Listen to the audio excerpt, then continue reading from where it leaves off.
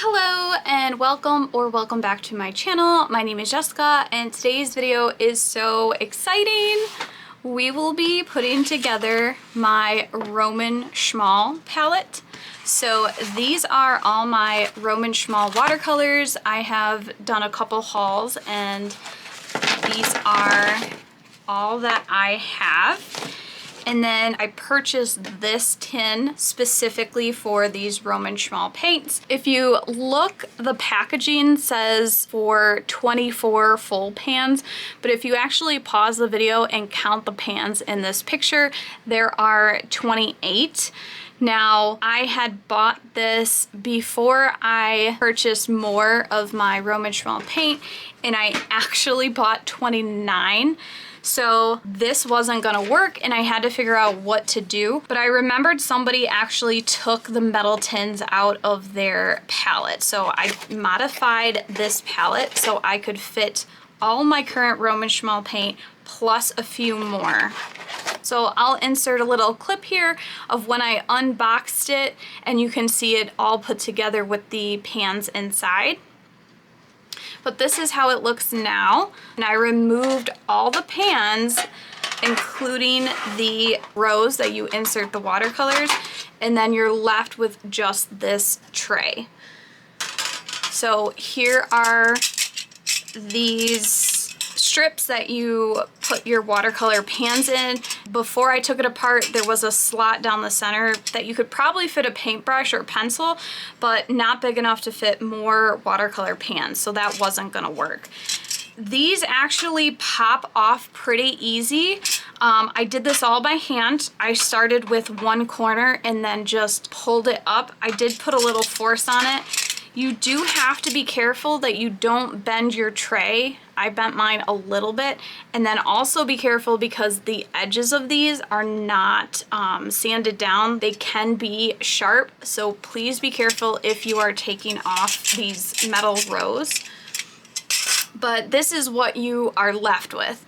Now, some people just put their paints on the bottom, but I don't like how they have these separations. These watercolor tins are actually built so that you have a third mixing palette underneath your paints. Nobody I know uses this as a mixing palette. I've never seen anyone take out their paints and also mix down here. So I don't like that they put these separators down here as if for mixing. I think it would be more beneficial to artists if they just left it flat so you can put your paints there. And that's where this comes in. This is pretty flat for the most part. I mean, they have these tiny divots, but they go down instead of stick up. So because they go down, it's not going to affect the paint pans. It's gonna still be a flat surface. So I wanna get them sorted out by how I'm gonna lay them in the pan before I start unwrapping them. And then obviously we will swatch them in this video. We'll make a swatch sheet to go in this watercolor tin. So I believe I can fit 3 pans across, and I thought about dividing up my colors by red, yellow, blue. So yeah, so I can get 3 full pans across and I can get 11 full pans down. I'm gonna continue on with the blues and reds and pinks, I guess. And then I guess also in this we'll also do purple. So we'll do some purple, Aquarius violet, and Caput Mortem. Those are kind of red pinks. Yellows. And I think also in the yellow column, I'm gonna do like my browns and earth tones. So this is buff titanium, bismuth orange, yellow ochre, and burnt umber. I'll put greens because this is like a green blue. So we'll do greens like that. And this is shadow violet and misty morning, which is kind of like pinkish gray. So shadow violet I think we'll add to the bottom of this column because it has the pinks and the purples, and same with this misty morning. Payne's gray and neutral tint I think we'll put over here with the earth tones because I got plenty of room over here.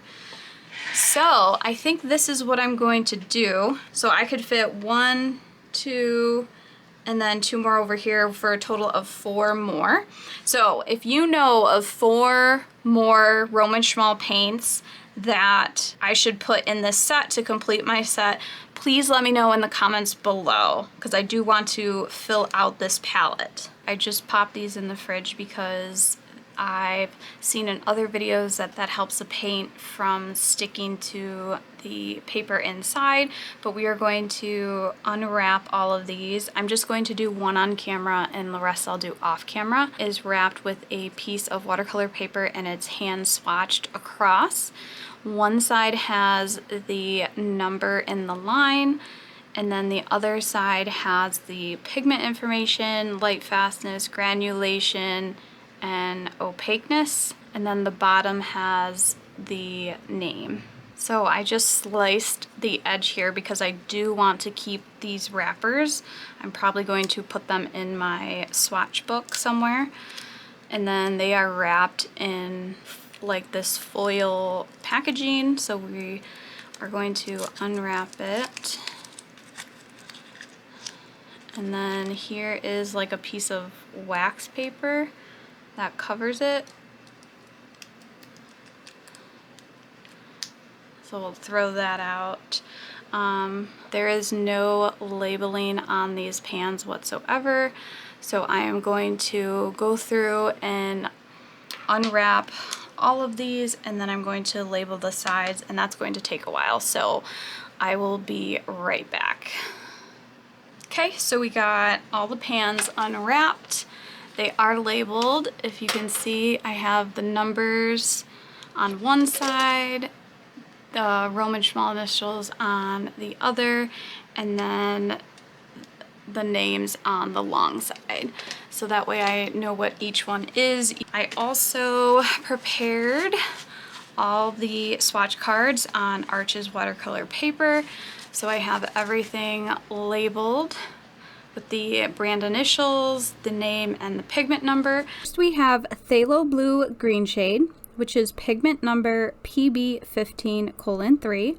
It has a light fastness rating of 8, which is excellent. It is highly staining, non-granulating, and transparent. We have Ultramarine Intense, which is pigment PB29. It also has a light fastness rating of 8. It is medium granulating, medium staining, and semi-transparent. Indanthrone Blue, which is pigment PB60, light fastness rating of 8. It is highly staining, non-granulating, and semi-transparent.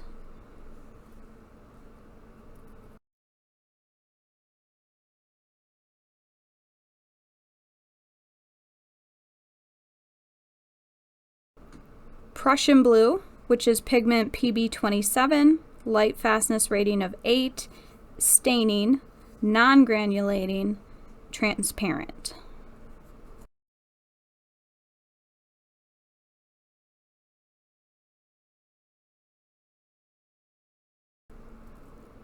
Phthalo Turquoise, which is pigment PB16.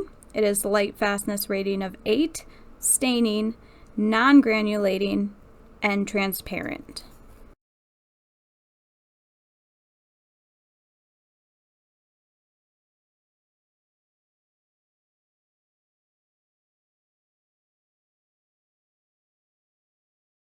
Ocean Blue, which is pigment PBR24 and PB15:3, light fastness rating of 8, staining, medium granulating, and semi-transparent.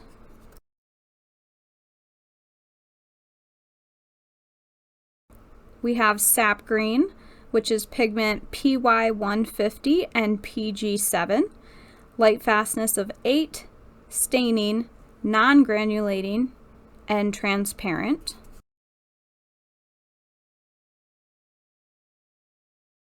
Hooker's Green, which is pigment PY150 and PB27, light fastness rating of 8, staining, non-granulating, and transparent.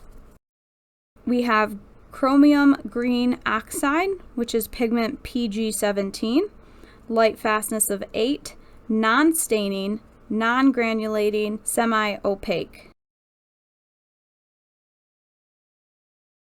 We have raspberry red, which is PR272, light fastness rating of 7, staining, medium granulating, and semi-opaque. Quinacridone warm scarlet, which is pigment PR207. It has a light fastness of 7, medium staining, medium granulating, and transparent. Azo red, which is pigment PR144, light fastness of 7, staining, non-granulating, and transparent. Magenta, which is pigment PR122, light fastness of 8, staining, non-granulating, and transparent. We have strontium violet, which is PV62. It is a light fastness of 8, medium staining, granulating, and semi-transparent. Mineral violet, which is pigment PB29 and PV19.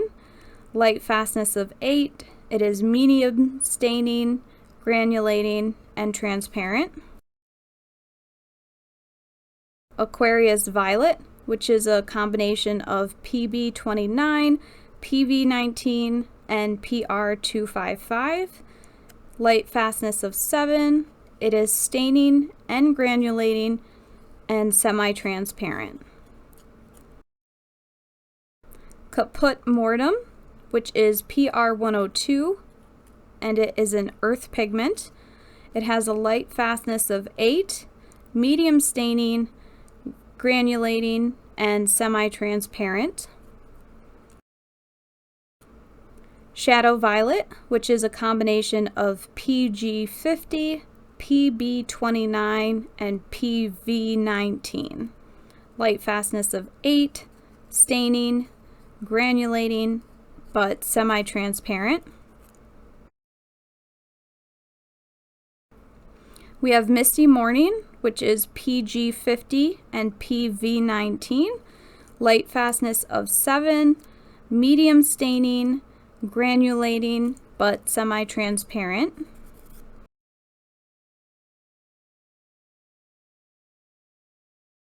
We have Azo Yellow, which is PY128, light fastness of 7, medium staining, non-granulating, transparent. Nickel Tungsten Yellow, which is PY189, light fastness of 8, medium staining, medium granulating, and semi-opaque. We have Aureline Hue, which is pigment PY151, light fastness of 8, medium staining, non-granulating, semi-transparent. Quinacridone Gold Hue, which is pigment PR102 and PY150, light fastness of 8, medium granulating, staining, but transparent. Bismuth Orange, which is pigment PO86. It has a light fastness of 7. It is medium staining, medium granulating, and semi-opaque.